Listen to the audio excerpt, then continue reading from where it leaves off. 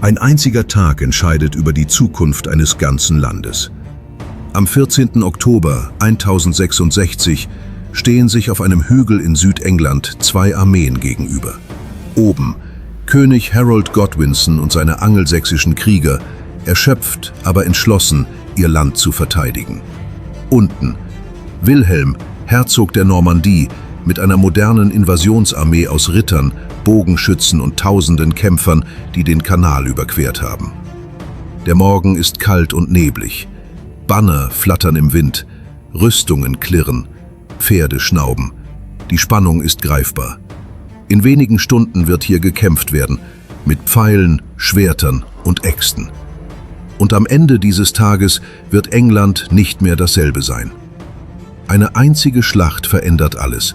Die Macht, die Sprache, die Herrschaft, die Identität eines Volkes.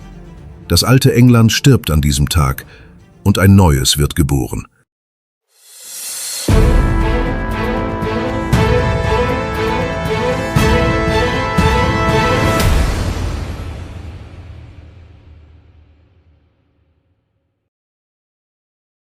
Im Jahr 1066 stand England am Rande eines gewaltigen Wandels. Lange Zeit hatte König Edward der Bekenner das Land regiert, ein frommer Herrscher, der aus dem alten angelsächsischen Geschlecht der Wessex-Könige stammte. Unter seiner Führung war England ein prosperierendes Reich, geprägt von starken lokalen Adligen und einer Kirche, die eng mit dem Kontinent verbunden war. Doch Edward blieb kinderlos, und als er am 5. Januar 1666 starb, hinterließ er ein Vakuum der Macht. Kein klarer Erbe war benannt und das Land geriet in Unsicherheit. Verschiedene Anspruchsteller meldeten sich, nicht nur aus dem Inland, sondern auch aus dem Ausland. Norwegens König Harald Hardrada beanspruchte den Thron durch alte Verträge und der junge Edgar Ætheling, ein Verwandter Edwards, galt als potenzieller Kandidat. Doch am drängendsten war der Konflikt zwischen zwei mächtigen Männern, Harold Godwinson und Wilhelm von der Normandie. England befand sich in einem Übergangsmoment, wo alte Traditionen mit neuen Einflüssen kollidierten und die Frage der Nachfolge drohte, das Reich in Krieg zu stürzen. Harold Godwinson, der Earl of Wessex, war vor Edwards Tod bereits einer der einflussreichsten Männer Englands. Als Sohn des mächtigen Godwine hatte er sich durch militärische Erfolge und politisches Geschick hervorgetan. Er hatte walisische Aufstände niedergeschlagen und als Berater des Königs agiert, was ihm die Unterstützung vieler einheimischer Adliger einbrachte. Nach Edwards Tod wurde Harold vom Witan, dem Rat der Weisen, zum König gewählt und am Tag nach der Beerdigung gekrönt. Seine Stärken lagen auf der Hand. Er war ein erfahrener Krieger, der Englands Verteidigung kannte wie kein zweiter, und seine Armee bestand aus loyalen Hauskarlen, Elitekämpfern, die ihm blind folgten. Die englischen Adligen sahen in ihm einen Beschützer ihrer Traditionen, einen Mann, der das Land vor fremden Einflüssen schützen würde. Doch Harolds Herrschaft war nicht unumstritten. Viele zweifelten an seiner Legitimität, da er kein direkter Blutsverwandter des Königs war. Feinde lauerten im Norden Englands, wo rebellische Earls schmorten, und im Ausland, wo Rivalen wie Wilhelm seine Krönung als Usurpation brandmarkten. Harold musste schnell handeln, um seine Position zu festigen, doch die Schatten der Zweifel hingen über ihm. Auf der anderen Seite des Kanals lauerte Wilhelm, der Herzog der Normandie, ein Mann von unerschütterlicher Ambition und eisernem Willen. Geboren als unehelicher Sohn Roberts des Teufels, hatte Wilhelm seine Jugend im Kampf ums Überleben verbracht. Die Normandie war ein raues Land, geplagt von Fehden unter Vasallen, doch Wilhelm schaffte es, seine Herrschaft durch rücksichtslose Politik und militärische Siege zu festigen. Er baute eine starke Ritterschaft auf und etablierte ein Feudalsystem, das ihm absolute Loyalität sicherte. Sein Anspruch auf den englischen Thron basierte auf einer dubiosen Versicherung. Er behauptete, dass König Edward ihm Jahre zuvor die Krone versprochen hatte, vielleicht während eines Besuchs in England. Zudem schwor Wilhelm, dass Harold selbst ihm 1064 Treue gelobt habe, als er nach einem Schiffsunglück in der Normandie gestrandet war. Diese Abmachungen, so argumentierte er, machten ihn zum rechtmäßigen Erben. Um seine Sache zu stärken, wandte sich Wilhelm an den Papst Alexander II., der ihm nicht nur Segen gab, sondern den Feldzug als heilige Mission darstellte, fast wie einen Kreuzzug gegen einen Eidbrecher. Mit päpstlichem Banner und Unterstützung von Rittern aus Frankreich, Flandern und Bretagne baute Wilhelm eine Invasionsflotte auf. Seine Ambition war grenzenlos. Er sah sich als Retter Englands vor einem unrechtmäßigen König. Im Zentrum des Konflikts stand nicht nur Macht, sondern Legitimität. Harold berief sich auf Wahl und Tradition, vom Witan eingesetzt, getragen von Kirche und angelsächsischem Adel, sah er sich als Garant der Ordnung. Wilhelm dagegen erklärte ihn zum Eidbrecher und stilisierte seinen Anspruch als göttlich legitimierte Wiederherstellung rechtmäßiger Herrschaft. Zwei unvereinbare Erzählungen prallten aufeinander und spalteten England. Während viele die Normannen als fremde Eroberer fürchteten, folgten andere der Vision eines starken Reformers. Der Streit um die Krone war damit unausweichlich auf das Schlachtfeld verlagert, mit Folgen, die England dauerhaft verändern sollten. Im Frühjahr und Sommer 1066 steht König Harold Godwinson vor einer Bedrohung, die aus zwei Richtungen gleichzeitig kommt. Im Norden meldet sich Harald Hardrada, der König Norwegens, mit einer gewaltigen Flotte und einem Heer von Wikingerkriegern. Er verbündet sich mit Harolds eigenem Bruder Tostig, der sich nach seinem Exil rächen will. Die Invasion trifft Yorkshire im September, ein brutaler Schlag ins Herz des Reiches. Harold reagiert blitzschnell. Er marschiert mit seinem Heer der Hauskarlen und dem Fürth, den aufgerufenen Bauernkriegern, in einem Gewaltmarsch über 300 Kilometer nach Norden. Bei Stamford Bridge kommt es zur Schlacht. Die Engländer überraschen die Norweger, kämpfen den ganzen Tag und siegen schließlich blutig. Hardrada und Tostig fallen, die nordische Bedrohung ist gebrochen. Doch der Preis ist hoch. Viele Männer sind tot oder verwundet, die Überlebenden erschöpft nach den endlosen Märschen und dem harten Kampf. Kaum haben sie Atem geschöpft, erreicht Harold eine verhängnisvolle Nachricht. Wilhelm von der Normandie hat den Kanal überquert und ist in Sussex gelandet. Ohne Pause muss das Heer wieder südwärts ziehen, erneut hunderte Kilometer, diesmal in nur wenigen Tagen. Die Männer schleppen sich vor Müdigkeit, Vorräte sind knapp, Verstärkungen fehlen. Harold weiß, wenn er wartet, kann Wilhelm das Land verwüsten und Zeit gewinnen. Er entscheidet sich für den schnellen Schlag, um den Eroberer zu überraschen, bevor dieser sich festsetzen kann. Auf der anderen Seite des Kanals hat Wilhelm monatelang mit eiserner Entschlossenheit vorbereitet. In Dives und später in Saint-Valery-sur-Somme entsteht eine der größten Invasionsflotten des Mittelalters. Hunderte Schiffe, eigens für den Transport von Pferden, Rittern und Ausrüstung gebaut. Tausende Männer strömen herbei, normannische Ritter, bretonische Söldner, Abenteurer aus Flandern und Nordfrankreich. Schwere Kettenpanzer, lange Lanzen, mächtige Schilde und vor allem die berittenen Kämpfer prägen dieses Heer. Wilhelm präsentiert seine Unternehmung nicht als bloße Eroberung, sondern als gerechte Strafe für einen Eidbrecher. Der Papst hat ihm ein geweihtes Banner gesandt und den Feldzug als heilige Sache gesegnet. Viele seiner Krieger glauben, im Auftrag Gottes zu kämpfen.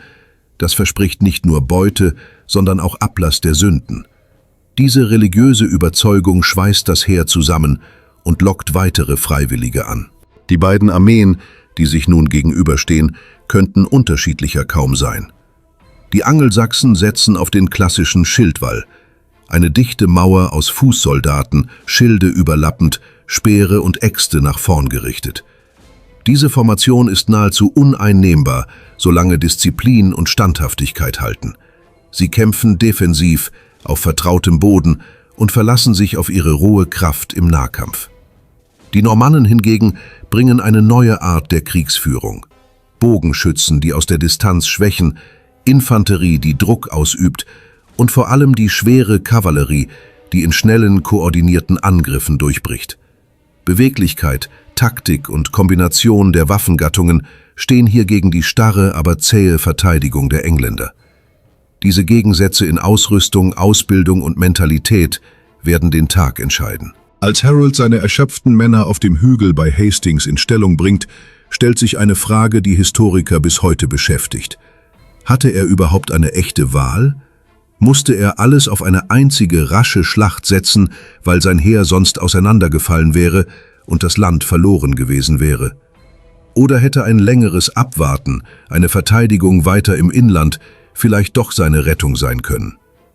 Die Antwort wird der 14. Oktober geben, an einem Tag, der England für immer verändert. Der 14. Oktober 1662 bricht mit kaltem Nebel an.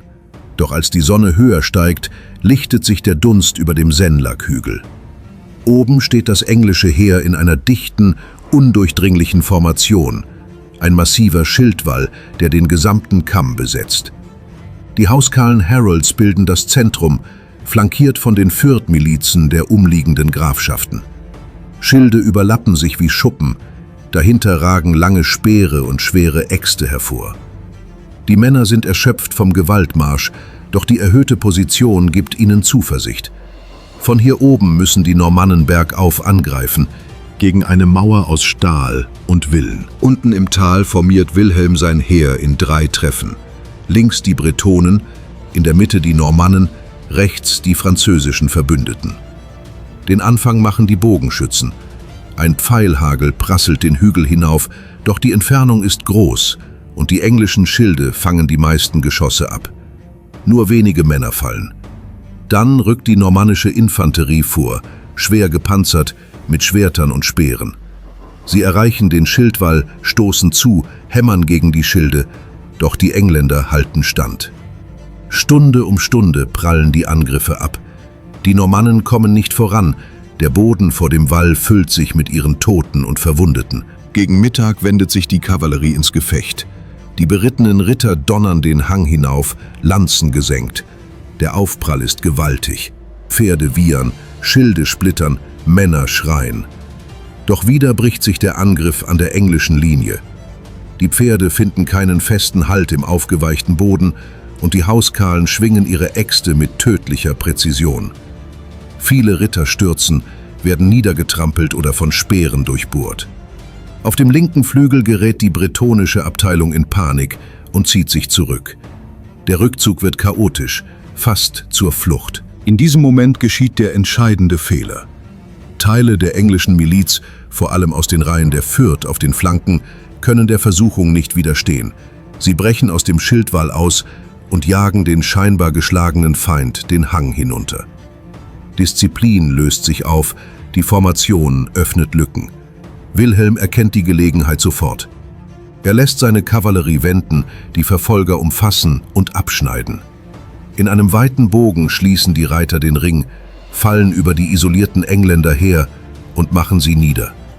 Hunderte sterben in wenigen Minuten. Der Herzog wiederholt den Trick kurz darauf bewusst. Eine weitere vorgetäuschte Flucht lockt weitere Engländer aus der Linie.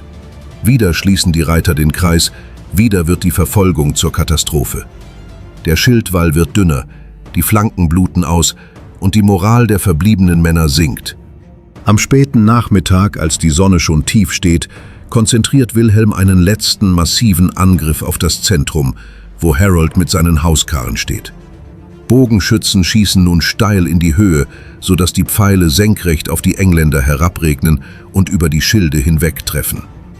Einer dieser Pfeile, so berichten spätere Quellen, trifft König Harold ins Auge. Er sinkt tödlich verwundet zusammen. Andere Berichte sprechen davon, dass er im Nahkampf von normannischen Rittern umringt und niedergemacht wird. Was genau geschieht, bleibt umstritten, doch das Ergebnis ist dasselbe. Der König fällt mitten unter seinen Leibwächtern. Die Nachricht von Harolds Tod verbreitet sich wie ein Lauffeuer durch die Reihen.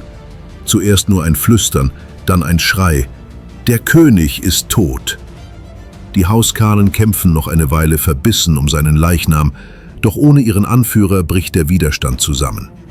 Viele Fürth-Krieger werfen die Waffen weg und fliehen in die Wälder hinter dem Hügel. Die Normannen nutzen den Moment und durchbrechen endlich die Linie. Der Kampf wird zum Gemetzel. Bis in die Dämmerung hinein dauert die Verfolgung und als die Nacht hereinbricht, liegt das Schlachtfeld übersät mit Toten. In wenigen Stunden hat eine einzige Fehlinformation, die Kunde vom Tod des Königs, den Ausgang entschieden. Ein Heer, das den ganzen Tag standgehalten hat, zerfällt in Minuten, weil der Glaube an den Sieg erlischt. Die Schlacht von Hastings zeigt, wie zerbrechlich selbst die stärkste Verteidigung sein kann, wenn Disziplin und Hoffnung schwinden. Und mit Harold Godwinson stirbt an diesem Tag nicht nur ein König, sondern eine ganze Epoche Englands. Nach dem Sieg bei Hastings marschiert Wilhelm durch Südengland. Städte wie Dover und Winchester ergeben sich, Widerstand wird niedergebrannt. Durch Einschüchterung und Verhandlungen erreicht er London und wird am Weihnachtstag 1066 in Westminster zum König gekrönt. Die alte angelsächsische Elite wird fast vollständig enteignet. Ihre Ländereien gehen an normannische Ritter. Viele fliehen oder sterben. Neue Herren mit fremder Sprache und Sitten übernehmen die Macht. Die Normannen bauen ein neues System. Burgennetz, zentrales Recht, strengere Steuern. Französisch dominiert an Hof und in Urkunden, das Volk spricht weiter Altenglisch. Über Generationen vermischen sich die Kulturen durch Ehen und Alltag. Daraus entsteht Mittelenglisch und eine neue englische Identität, weder rein angelsächsisch noch normannisch. Eine einzige Schlacht verändert alles. Am 14. Oktober 1666 endet das alte England und ein neues beginnt. Ein einziger Tag entscheidet mehr als Jahrzehnte Politik.